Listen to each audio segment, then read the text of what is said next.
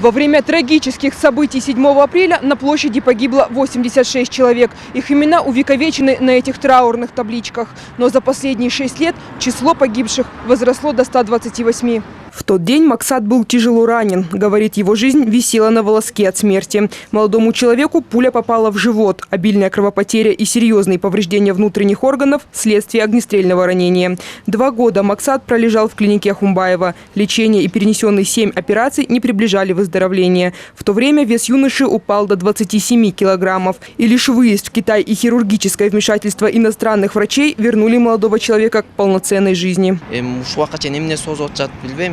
Я был тогда на площади, когда мне в область живота попала пуля. Я только 2 года живу нормальной жизнью. До этого времени все время лежал в больнице. Сейчас у меня своя семья, 2 детей. Суд 7 апреля длится уже 6 лет. Я думаю, стоит прекратить судебное разбирательство. Надо было принять решение первой инстанции и не продолжать. Все виновные наказаны. Суд по трагическим событиям 7 апреля в первой инстанции длился почти 4 года. Это самый долгий процесс за всю историю Кыргызстана. На скамье подсудимых были 28 человек, 13 из которых впоследствии оправдали. Другие получили разные сроки. К примеру, бывший президент республики Курманбек Бакиев и его брат Джаныбек Бакиев, который занимал должность председателя службы госохраны, были осуждены заочно на пожизненное заключение с конфискацией имущества и объявлены в розыск. Данияра Усенова, бывшего премьер-министра, также осудили на пожизненный срок. Другие фигуранты получили от 6 до 25 лет лишения свободы. Однако многие потерпевшие согласились с решением суда лишь частично, считая, что некоторым виновным в кровопролитии удалось избежать наказания. Потому 1,5 года назад дело возобновили в суде 2-й инстанции, где разбирательства продолжились. Было установлено, что Джаныбек Бакиев, Дунганов, Темирбаев, вот они принимали участие именно по стрельбе, то есть они командовали действиями всех спецназами, да? И вот там как раз таки нижестоящий командный состав был, ими руководил как раз Байтоков и Ребенок.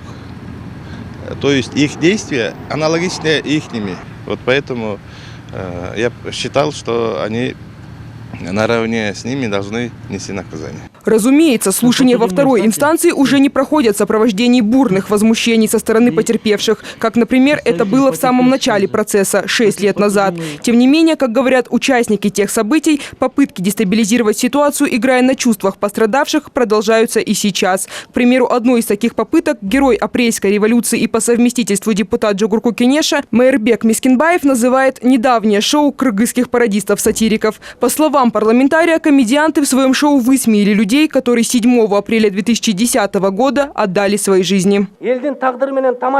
Кто дал им право высмеивать умерших и издеваться над героями? Из-за того, что наши граждане и спецслужбы молчат, эти так называемые представители культуры делают, что хотят. Нельзя играть с огнем. Как бы ни получилось, что и так шаткое моральное состояние нашего народа дестабилизировалось. Тем временем ожидается, что к прениям сторон 2-я инстанция военного гарнизонного суда перейдет в этот понедельник. А свое решение суд вынесет, скорее всего, уже через 2-3 заседания. Однако эксперты уверены, что 2-й инстанцией процесс не ограничится, и он дойдет до Верховного суда. Екатерина Ступкина, Александр Симонов, НТС.